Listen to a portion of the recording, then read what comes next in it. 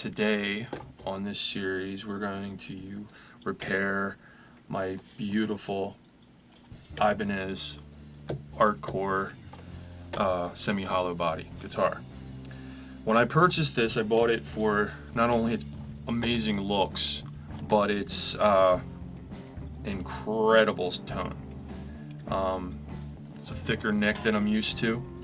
I usually play a thinner wizard style neck, but this thing is got a fat sound and it sounds jazzy, but it can get hot and brutal and mean, and I like it. I've actually played metal on it, which is quite the surprise.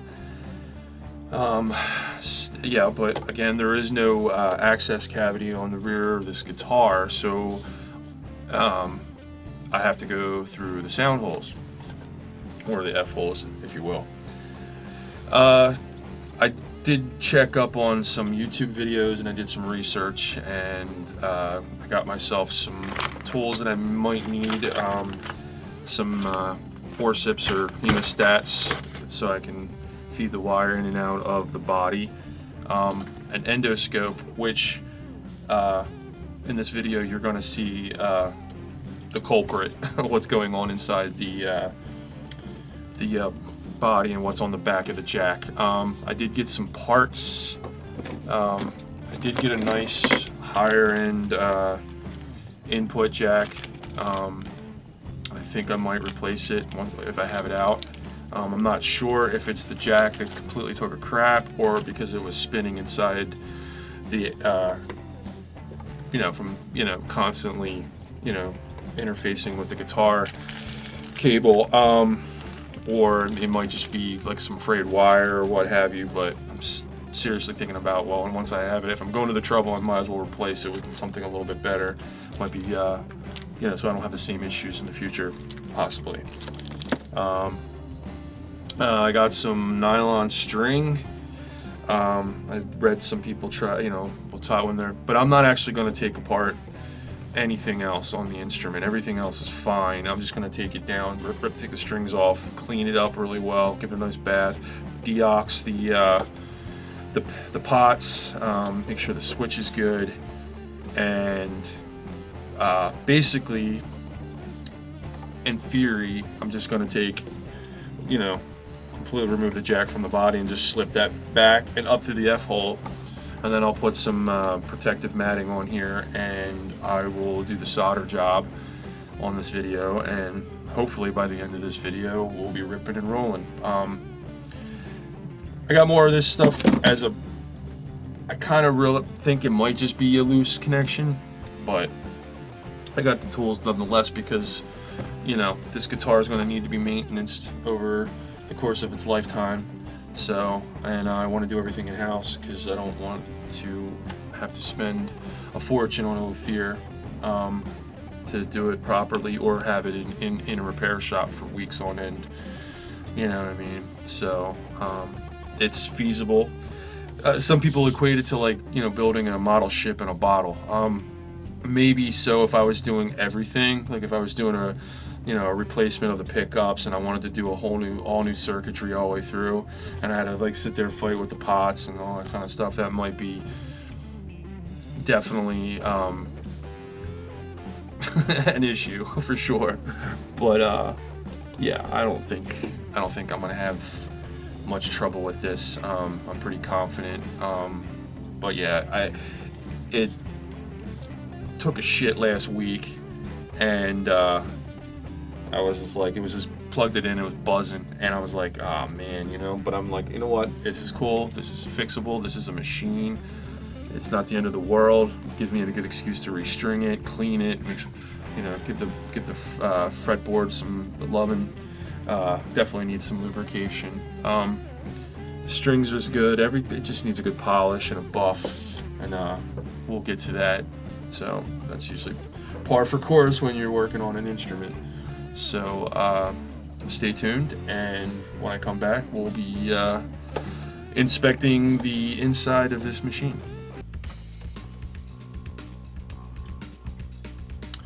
Okay, this is the Amazon special endoscope that I purchased for just this purpose. So I guess let's see. Okay, here we go. So, all right, okay. A little bit more slack, please, sir. Really? All right, come on. Now keep in mind, folks, this is the first time me ever using this freaking thing, so bear with me. All right, let's see. Come on. Come on, fool. And she comes into focus. Up, there it is. There's the culprit. Yep, frayed wire from the thing spinning. And look at how it's wrapped around the pot.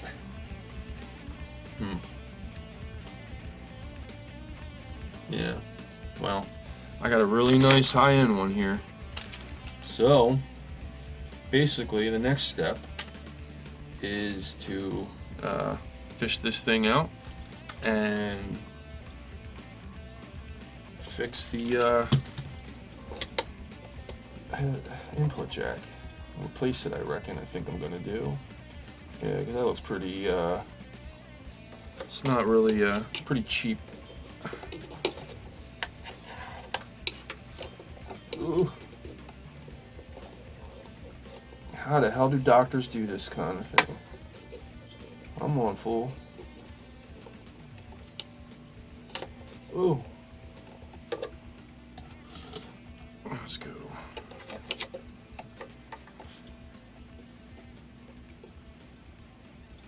All right. Okay. Yep. Let's better look at it. Nope, this is from being twisted. Yeah, I think I'm going to pull this back and I'm going to replace it. I think that's a really sound idea. Alrighty, so now, first step in the process is the teardown. We're going to start with the pick guard. So, get my Music Nomad instrument care tool set thingy. It's everything I need right in one spot. I could leave this on, but it's going to give me a little bit more access on the front side of the F-hole, so I can get the hemostats in there. Yeah. This is going to be quite the interesting process, especially with the whole idea of me recording everything too. So it's going to slow me down, but it's worth it because I think this video will be a cool video. It's just a lot of work with editing and actually just staying on topic and not over talking but not under talking either. But yeah, so we'll just take this off.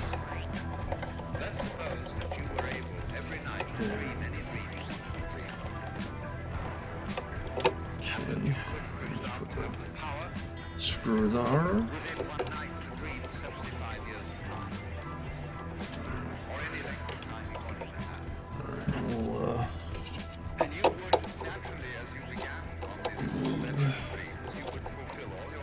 This, I'll turn the body of the guitar. She is a beautiful guitar. Really happy with this purchase. And I wasn't looking for this kind of guitar at all. Never really thought it would be my style, but man, it has proven me wrong. It's a phenomenal instrument. It's one of my favorites. So that's why she deserves the treatment I'm gonna give her. I thought about taking off the pick guard. I mean, it looks cool as shit without the pick guard, wouldn't you think? But I don't want to do that. I prefer to leave it on. I think it gives it a little bit more class. All right, let's get on task here. So we're gonna continue on. I'm gonna remove the knobs. This is a really nice tool. This is really, really smart. I mean, it's awesome. It's got felt on the back of it so it doesn't, you know, screw up your body of the guitar.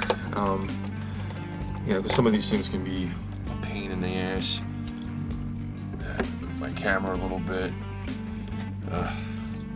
Gotta excuse me with my unprofessional camera skills, but you know, it is what it is. Doing everything on the fly, learning on the fly.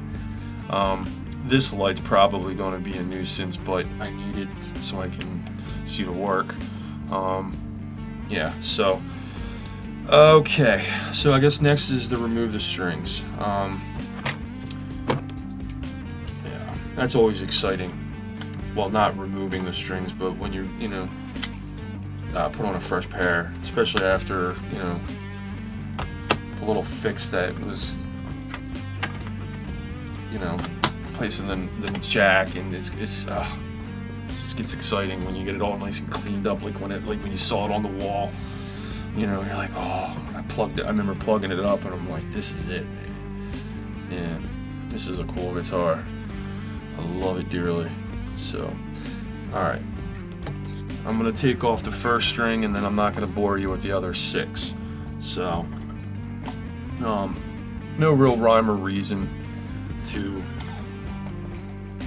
you know, I'm not here to tell you how to do things. I truly believe in self-education. You know, you learn by trial and error, and you do some research. You take some advice from certain people that makes sense to you, but eventually you'll just figure out how to do, how to take care of your own guitars, and make sure, you know, how to properly take off the strings, as well as, you know, put a fresh pair on. Yeah, I'm very, as much as I am proud at my the last 15 years of this hobby for me, and where I've progressed as a musician and as a guitarist, I'm also proud of the time that I've taken to learn how to maintain and repair these instruments. So, you know, it's very fulfilling to me as well. You know, in an ideal world, in a dream world, I would go back to school and become a luthier and do this for a living. But I don't know. I'm very grateful to have it in my life in the capacity that I do. So.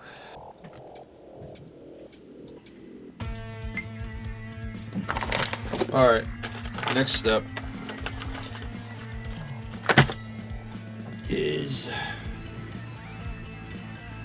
going in with forceps.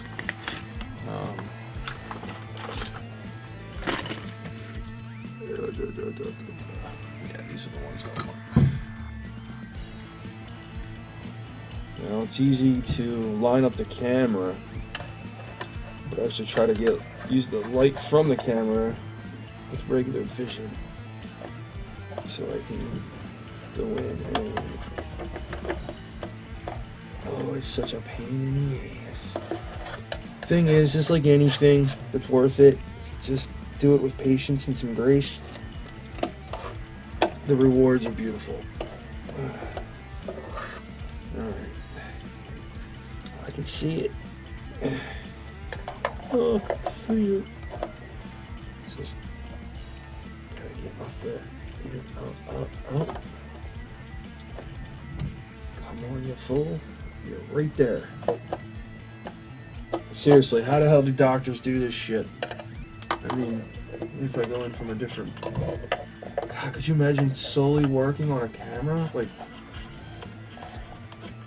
I don't know, it's like I need line of sight for it, you know what I mean? Like, I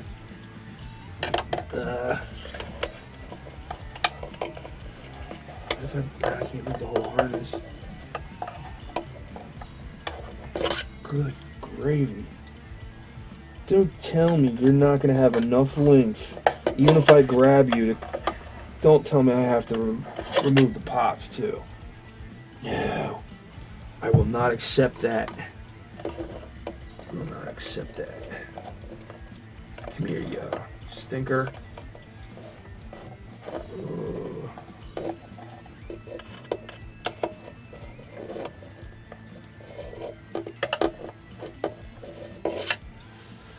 Okay. Take a minute. Assess your options. Yeah. Just there you go, buddy. Come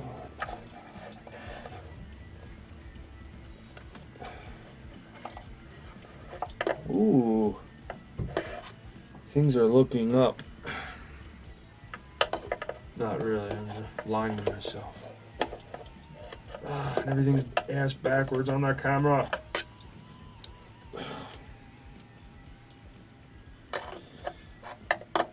Oh, sure, I'll buy a hollow body. Sure, I ain't gonna have any problems with a hollow body. You know?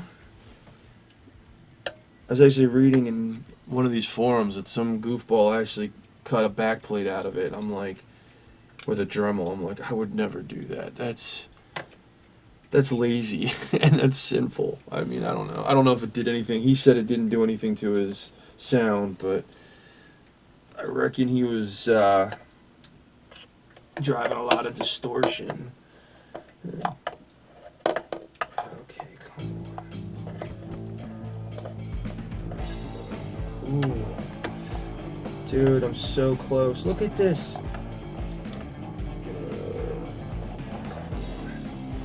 Come on, buddy. Oh. Come on, buddy. Come through. Come to Papa. Ha ha. Yep. Look at that. That is why that took a shit. Broke that thing clean from spinning. Yeah, this is actually a pretty cheap jack. I think this new one is definitely going to be far superior. I really do think so. Okay. This is the problem we're facing right there. Alright. So basically I'm gonna have to trim back, remove this, trim it back, trim back the outer sleeve, and redo the connections. And we're gonna use this one. This is far superior. This is gonna give me a lot more robust interface basically with my guitar, so I don't have to keep freaking. This is just. But this is what happens when you buy less expensive instruments. This is where you get cheaped out on. You know what I mean? I could have used a barrel. You know, like it's instead of one of these, it's an actual barrel. But I don't know if that would make a difference, to be honest with you. But it's just a lot more work than I was anticipating, and it just makes me nervous. So I don't know, but there's no turning back now. I trimmed back all the crappy wiring, and now I have two clean pieces of wire to work with. And let's see, I'm gonna use some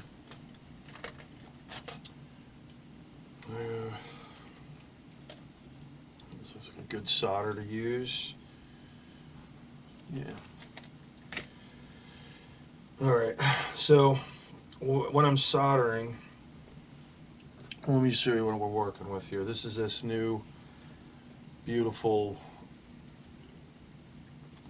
unit that we're going to install, and if you can see, the difference is notice on this one there is only one connector that receives the jack.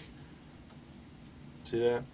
And on this one there's actually two small ones and two large ones, so the jack will be contacted on all sides. That's a nice little feature. So and these are the two connecting points. right there. And we are going to solder those points to each other. I don't know if I got that on camera. Yeah, we go. Still getting used to this endoscope camera, but yeah. So what I like to do is when I'm soldering, I actually like to put a little bit of solder, pre-solder, before I have something to work with when I am soldering to here. I'm not claiming to be the best person when it comes to soldering. I'm always some of my wiring and my guitars can get squirrely after a bit of time because maybe maybe my solders aren't the greatest, or I'm also probably using inexpensive, on the cheap kind of Amazon junk wiring probably too. This is certainly not. This was a little bit more expensive, but I wanted something to match the quality of the guitar. Now, granted, it's regular gold. All the gold accoutrements on this guitar is more of like an Italian rose gold. Not really a rose gold, just more of like an Italian gold, like a little bit more muted. But I mean, comparatively, and it's going to work with the motif, definitely. So, but yeah. All right. Okay, and away we go. All right. Cool.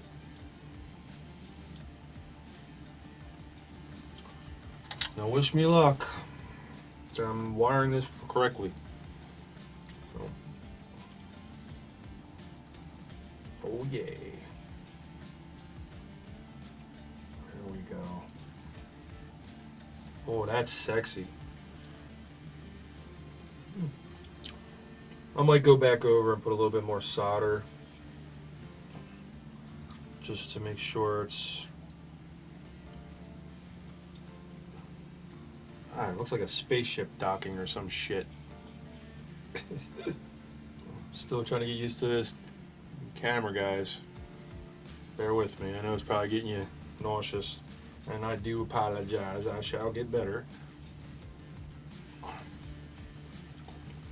Alright. Cool. Alright. It's a crazy angle, but you'll get the gist. Alright. Question is, do I want to have that on the angle, or... Yeah. Probably not ideal, but that's what we're gonna do. Come on, wake up.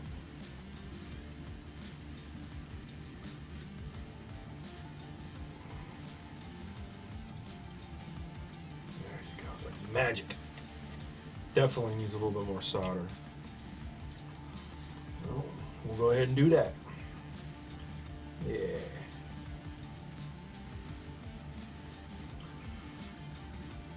A little bit more over here.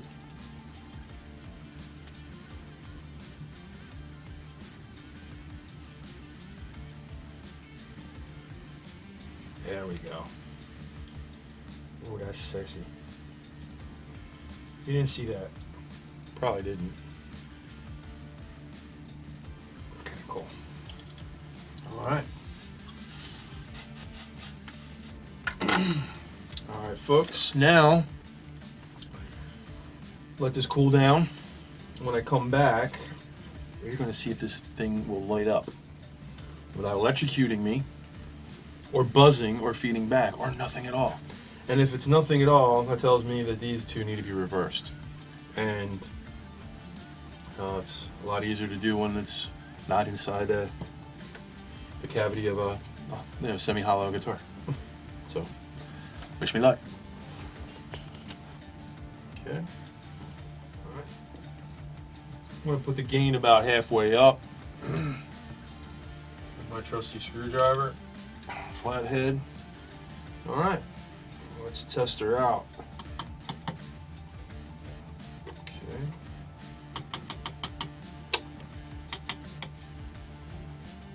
Okay, we got everything on.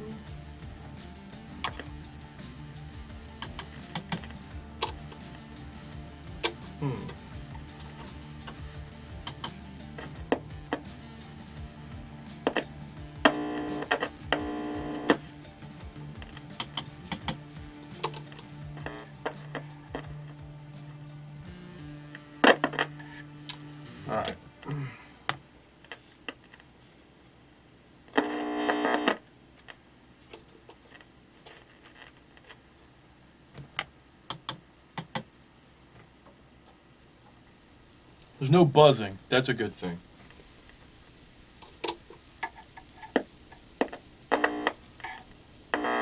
You know what? I'm gonna stop while I'm ahead, and I think I'm gonna get rid of this shit cable. This is like a 15-year-old cable I got from George's fucking music. I don't even know why the hell I was even thinking about using this one. Because I'm lazy. I didn't want to do with a longer cable. But also, I think these contacts need a little bit more grip on that thing, a little bit better. Let's see.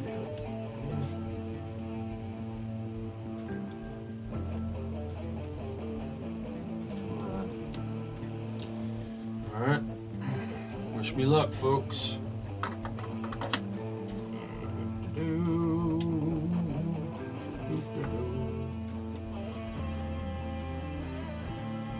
Okay. Yeah.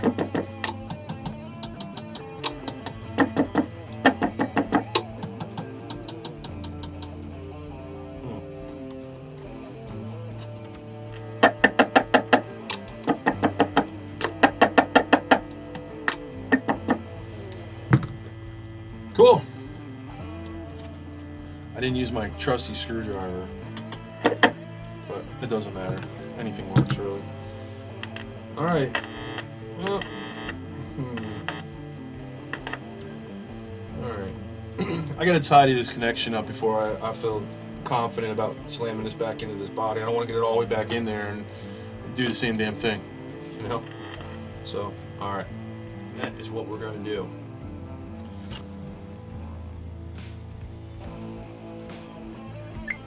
Okay, I think I just about got this. Wish me luck here. Oh, gosh.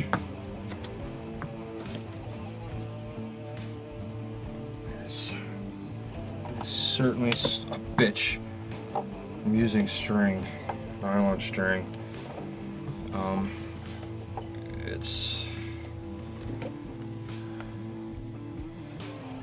It is certainly a pain in my ass. I just have to catch it.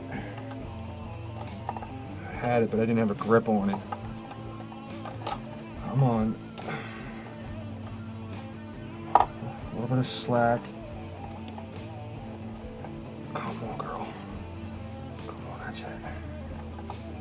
I need to go on the inside of it. Come on. Oh, God, I'm almost there. God damn it.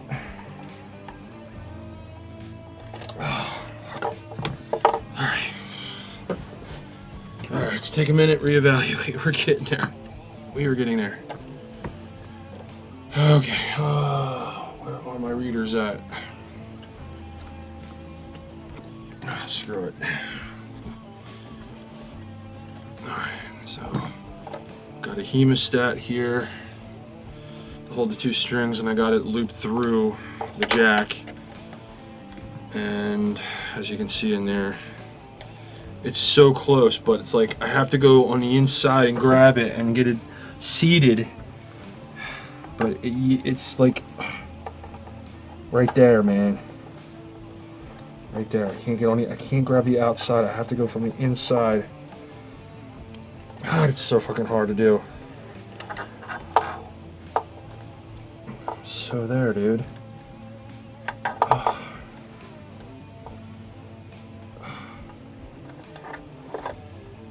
Oh, man. I just wish I could get it through the body.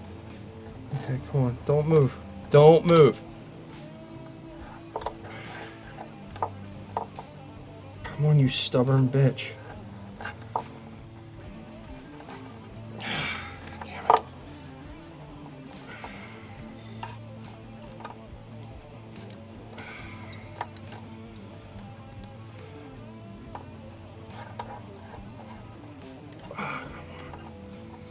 Come on, baby. Come to Papa. Come on, come on. Come to Papa. Come on. Don't.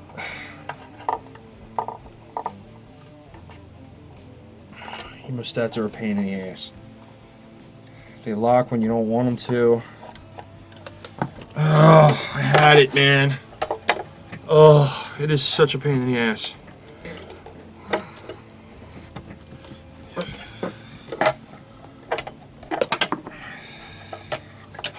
Stretching the fucking body as I'm doing this. Not bad, but stupid.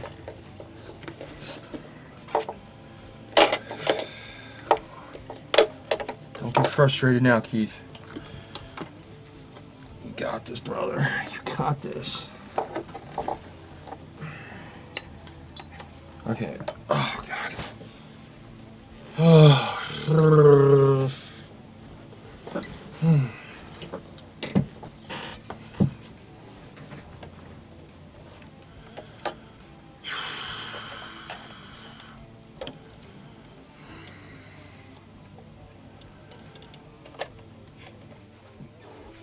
Hey, had to stop the video there for a second because frankly, I fucked up. I had to stop and walk away from the project for about a week. I was exhausted and I was pushing too hard and I was not really thinking things out. I could not get the input jack to seat into the hole in the body, whatever I tried, and I started scuffing up parts of the instrument and I was like, I'm getting really frustrated. The wire lead from the said harness was short to begin with from the factory, and every time I tried to get into the body I kept twisting it and breaking off the leads that I made. I went and did it again, but every time it broke off. It happened to me twice. So the lead, let me show you. Yeah, so basically it's so short now. This is about what I have to work with. So instead of trying to use with what I work with what I have, I'm thinking about maybe making an extension for this lead. I'm not sure if that's what I'm going to do, but either way, I got to pull this back and I got to redo the solder connection to the input jack. But I also had to build a tool. So let me turn that off here. And I did some research and somebody recommended using a wooden dowel with an old quarter jack connector epoxy to the end of it. Well, the wooden dowel was a great idea, but the problem with that is it's not bendable. So somebody else recommended using a wire hanger. Now, funny enough, I don't have any wire hangers around the house. We use plastic here. So I had to go down to the big box hardware store and actually found somebody that was actually pretty damn helpful. And he gave me some thicker gauge metal wire that was actually part of like an industrial light bulb cage. So if the light bulb blew, it wouldn't shatter everywhere. So I bought that and I dremeled it apart with the saw wheel, and basically this is the device that I came up with. This is an old connector, quarter jack connector from actually a pair of headphones from like 25 years ago. These awesome Sony studio phones that I wish I still had. So then I just took some J&B weld, it's like a 2-part epoxy, and I filled up the jack and I put the wire to it, so now it is a device. So basically what we're going to be able to do now, and I say we because you're along for the ride obviously, but here is the input jack. Imagine the two leads being connected to here, but instead of putting it in like this, like you normally would, imagine that this is the body of the inside of the cavity of the body of the guitar. So I'm going to put it in backwards, right? The leads are here, and then I'm going to be able to fish it through the body. And then I have something to push up against the back of the body to keep it in place while I take the nut and put the nut on it from the outside of the body, and then I can pop it out and the input jack will theoretically be in place. So this is basically, I did a dry run and it worked out really well. I wasn't contending with the wires. That's where I've been coming to an impasse. But I think I have an idea that's going to help me keep those wires secured. So this second part of this video is going to be this process, and hopefully I will succeed in this said process, and I'll be able to give this thing a nice detailing, a truss rod adjustment, some saddle adjustments, and get this thing put back together, cleaned up, restringed, and ripping again, because I miss it, and I miss it even more that I can't play it.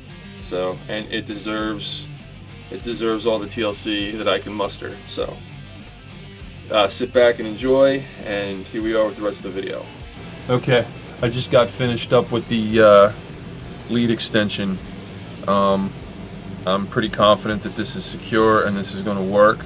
So the next step is to reconnect the input jack and do a sound check, make sure it is operable, and then we get to use the tool that I created to feed it through the body and hopefully once and for all connect this damn thing, because I am sick and tired of trying to do this. And I want to have some victory with this challenge. So anyway, aha, I think I have a cheat. This is an input jack that I had laying around from one of my old guitar projects, and it's already got the leads connected and they look freaking pretty legit. So basically all I gotta do is trim these back and splice them into my extension here, and I do believe this one will work just the same. So cross your fingers for that. Haha, victory is mine. Input jack went in pretty much flawlessly this time around, since I did my research and built that tool. Connectivity is good. Everything is solid. The only problem I'm having with it is that there's a little bar on the back side of the input jack that has to press down tightly on the jack when it's interfaced with the input. It's a little loose, so I'm gonna have to go in there with the endoscope one more time and just press that down, put a little bit more, so there's a little bit more tension on the jack. I'll do that off camera, and that shouldn't take too long. And basically, next step is this thing's gonna get a proper detailing and set up and a restring, and I'm gonna play the living shit out of it because I've missed it. And she has fought me the whole way, and I wouldn't expect anything less from her because she's a tone monster.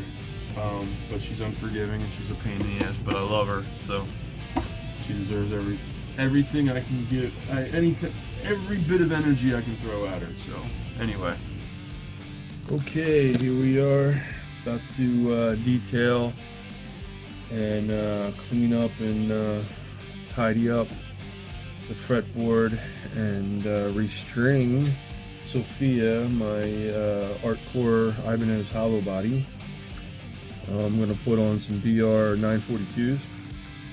I was thinking about putting a thicker gauge on for a minute, but then I changed my mind because I actually like the thinner. It's better for my arthritic fingers and my injury on my middle finger on my left hand. Alright, so I put some masking tape on this hole. You would see at the beginning of this video I didn't have it there. Well, unfortunately that evening, early last week, I wasn't thinking ahead, and like I said before, that I was rushing, and I got a couple undue scratches on the finish of this guitar. It comes with the territory, you know. Guitars get nicks. Guitars just, you know, they age just like any other machine, you know what I mean? And so it adds character, but I was a little perturbed, so I put some masking tape on because I knew it wouldn't affect the finish of the instrument. Easily come off, wouldn't give me much hassle, and it would protect it from scuffs because I was using the forceps. In hindsight, I probably would have gone with something maybe plastic, and I would have definitely put some tape and reinforced the F-hole so I wouldn't get as many scratches as I see here. They're not deep, they're surface. And it's a flat finish, so it does pick up some,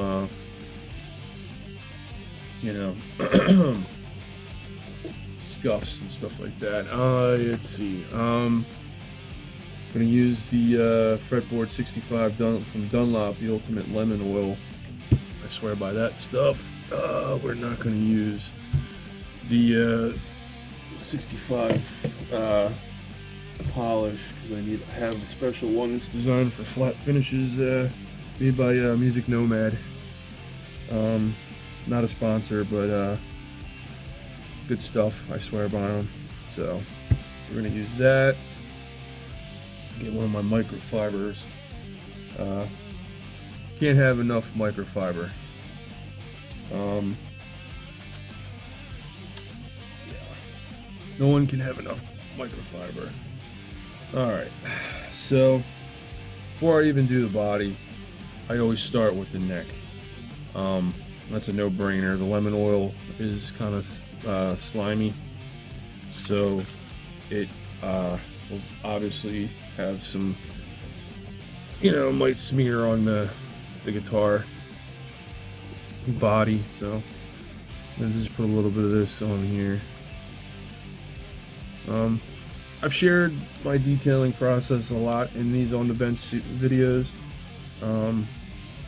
so this is not uncharted territory that we're going over here, but if you've stayed with me on this video this long, you probably you want to see some TLC given to this instrument.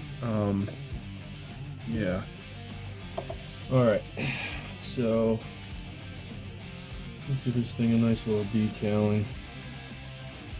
I spoke of this before. This has a matte finish, so I'm actually using a matte finish polish, and it seems to work really well. There's no real rhyme or reason to how I detail a guitar. It's like anything, I'm self-taught, so it's all just trial and error, and that's how I usually roll when it comes to the detailing of the instrument.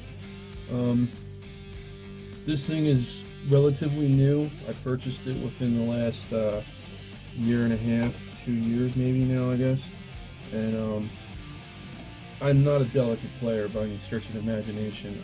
I used to be a lot harder on instruments than I am now, but I still have a heavy hand, and just like anything machine-wise that you use a lot of, things wear out and they need to be maintained. Hence why I actually developed this side of my recording studio. It's not really a recording studio in the classic sense. Fourth and Mitch is like a production studio, whether it be music, audio only.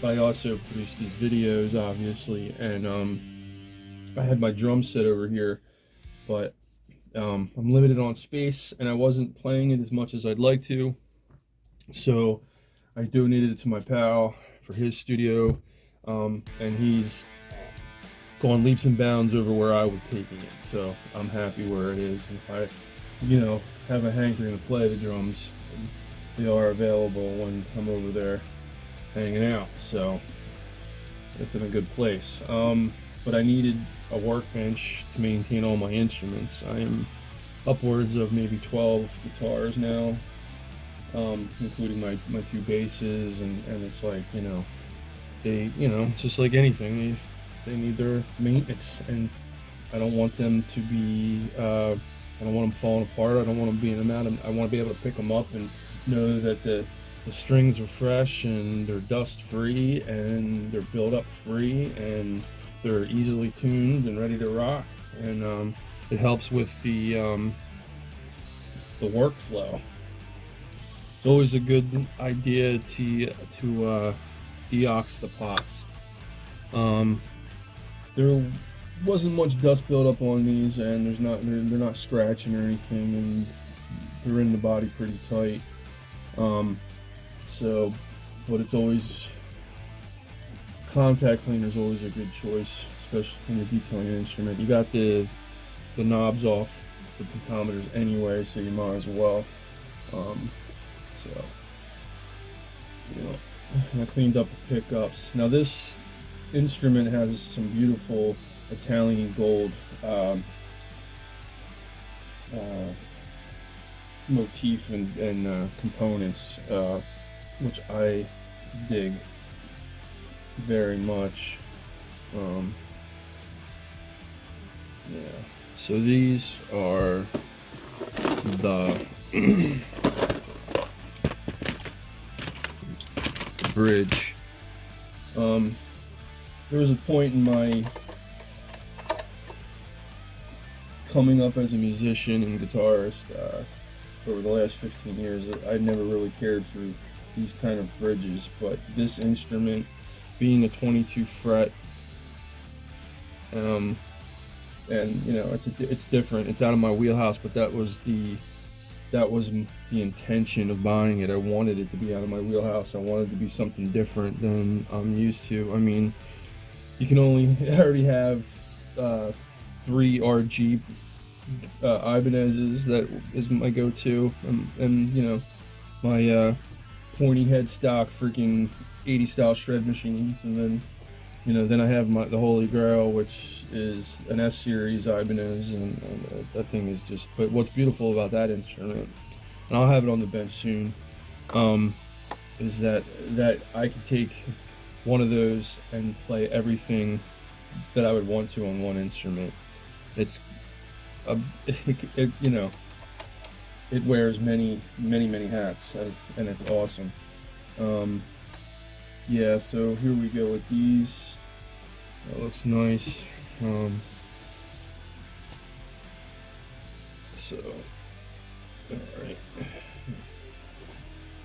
On the knobs. That. Just like that.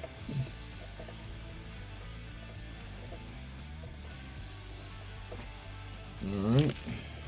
That's good. Yeah, this thing's looks definitely inspired. He first brought out one that was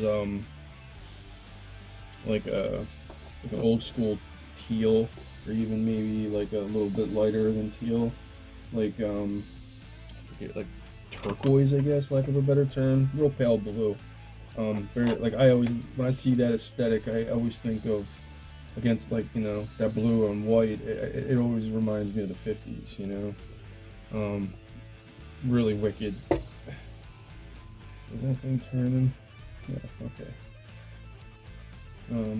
But yeah, and then I played that one, I was like, this thing is insane, and then he was like, well, I have this other one, and this, I'm like, dude. Oh, that's right. Yeah, the broken knob. Okay, well, we will have to deal with that for now. I have, I can fix that one. Basically, the little connection point on the knob that connects to the top of the pot is broken, and it spins freely if you put a lot of pressure and torque on it. But I can definitely concoct something with some epoxy. That's a simple fix, and I'm okay with it for now. All right, so as I explained earlier in the video, we're going to use my go-tos that I've been playing DR strings for the better part of 10 years, maybe even longer. They're just my favorite. I like how they feel broken as soon as you put them on, and they're just my go-to, my trusted go-to.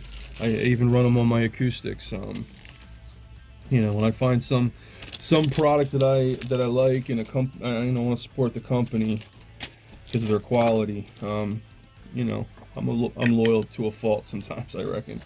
I'm sure I've heard some great things about some of the other strings on the market, but I don't know. I trust my DRs. Um, I'm running 942s. I'm probably doing myself a disservice with the way this guitar is set up, because I believe its default setup is for like a 1046. But I am not interested. I am definitely not interested in putting a thicker gauge on.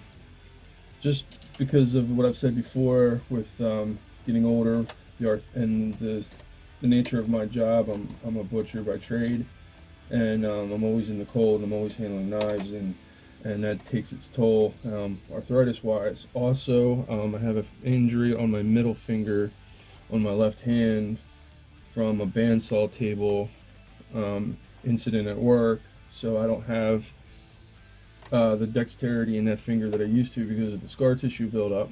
Eventually I'm going to need to get surgery to have that repaired, but at the moment I deal with bodied. But it's hard for me to intonate on that finger, so I had to change my playing style completely. And at first I was despondent about it, but I eventually came to terms with it and realized that it actually opened up my guitar playing in a lot of ways. Because of the limitation, I had to learn how to move around the neck more, and it wasn't just, I don't know, it's getting better, but again, I need to have that looked at, and that scar tissue removed surgically, so in good time. But anyway, so yeah, everybody has a different way of doing the strings. Now, to save money, instead of each sling being individually they put 2 strings per package. So third and sixth, first and fourth, and the second and fifth. So I just do it in the order that I grab. So I always start with the low E, and I'll show you that process. I usually put some graphite pencil in, mechanical pencil lead in as a lubricant in the nut slots, but they have a lot of residual graphite in there, so I'm gonna leave that be. So I just slip it through.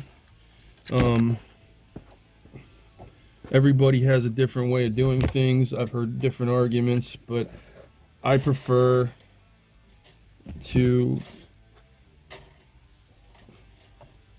spin once. Look at the camera on that. Come on. Spin once, and then on the second, I hoop it through. And that helps me keep tuning stability. And then I just bring it up just a little bit to tension.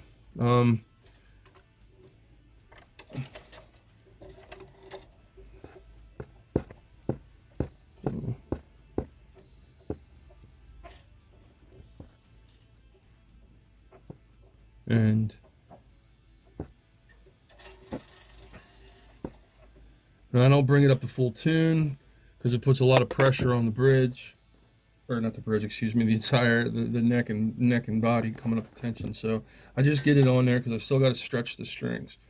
Now, I'm not going to bore you to death with every single string installation here. Just showing you basically how I set them up. When it's real loose still, I just give it a good stretch. A lot of people wrap it around their hands. I used to do that, but I find that I can actually, especially with these DRs, just a little bit of pre-stretching before tension. As I'm installing the strings, gives me the results that I appreciate. So, all right. So when we come back, I'll have this all complete with the string installation, and I'll show you how I trim the strings and then bring it up to tune.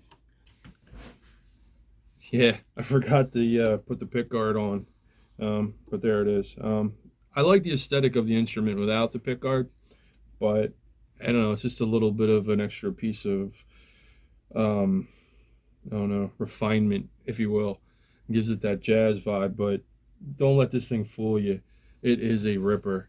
And my God, this neck is so freaking greasy.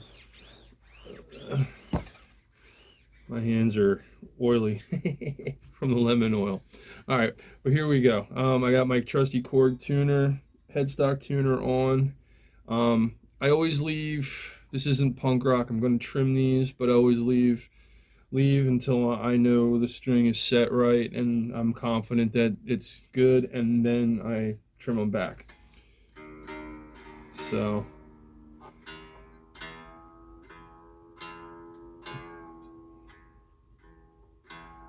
all right, so my first thing is I bring the strings up to proper tuning, but then I go back and stretch them and then repeat the process until I'm confident that the tuning is going to hold.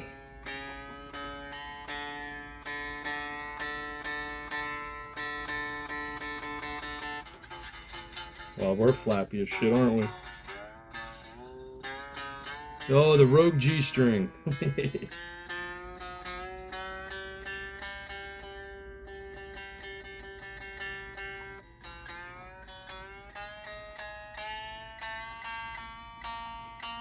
I'm bringing this up into standard, E standard, EAD, GBE.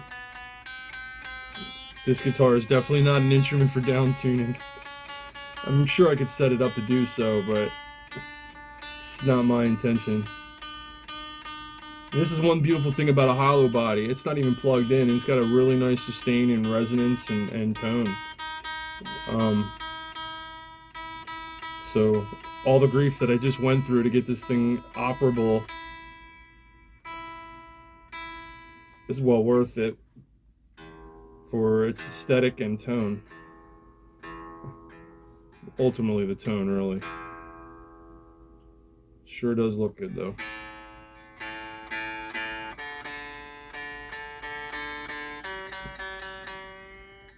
There's that G string. All right, so now that I have them in, I stretch them out a little bit. Usually drops them down about a half step, even sometimes a full step down. And you just bring them back up again.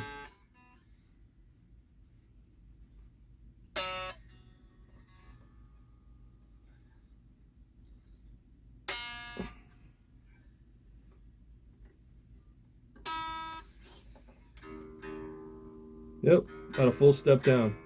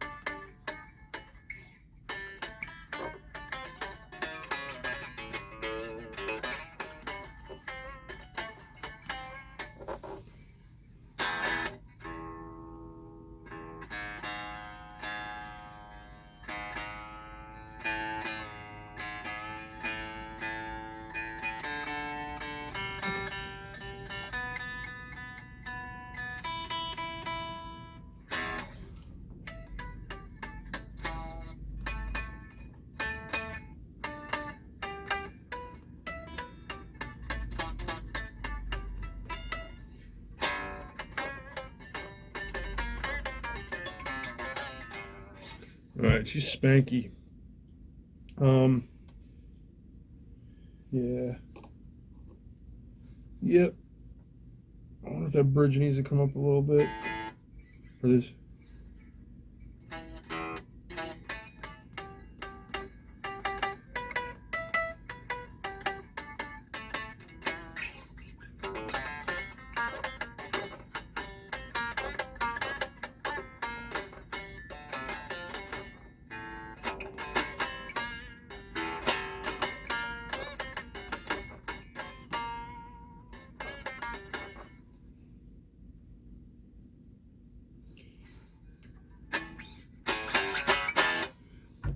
All right. Well, it's in tune. There is an issue though. I have to adjust the bridge a bit, the height of the bridge. So it sounds like it's not intonating at the 12th fret and above, and I can hear it buzzing, and I can actually feel it like scraping against the frets. So I need to raise the bridge up just a hair, and that should be okay, especially on the higher strings. Okay, I made the bridge adjustment, and it is glorious.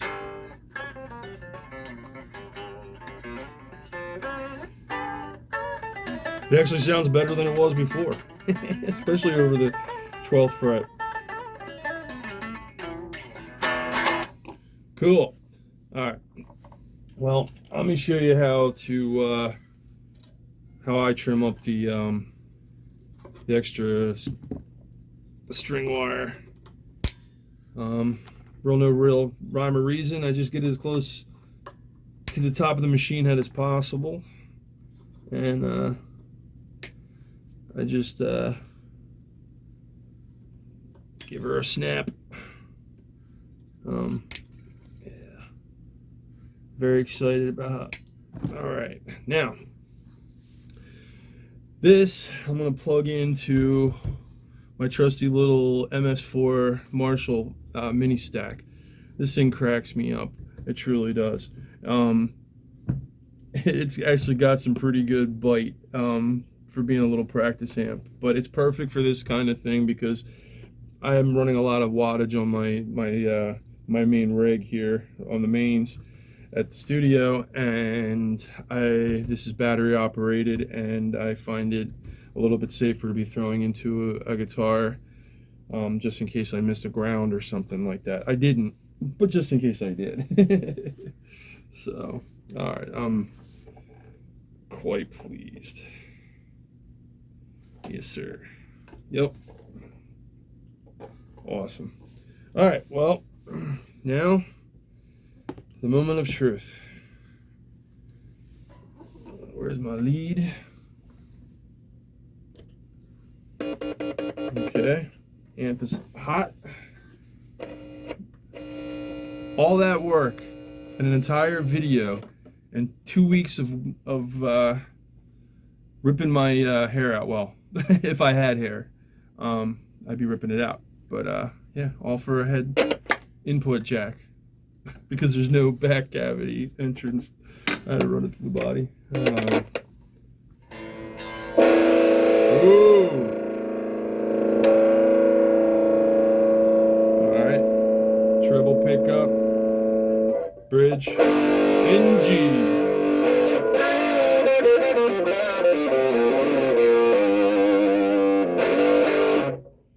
Okay.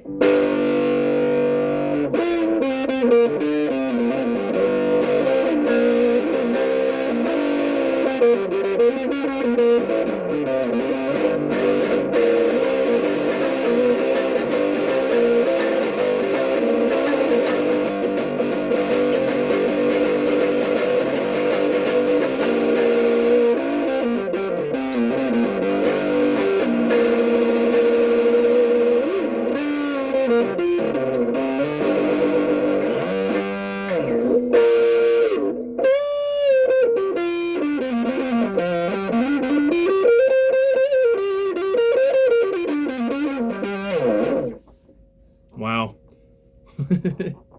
I forgot how cool this thing sounds. But yeah, I'm glad I made that a bridge adjustment. Yeah, man.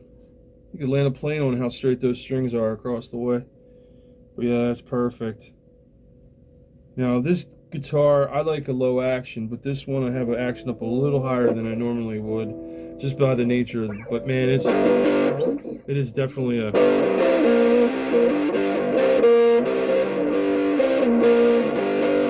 don't let its bite fool you, you know? Like, this thing is, push the gain back down a little bit here.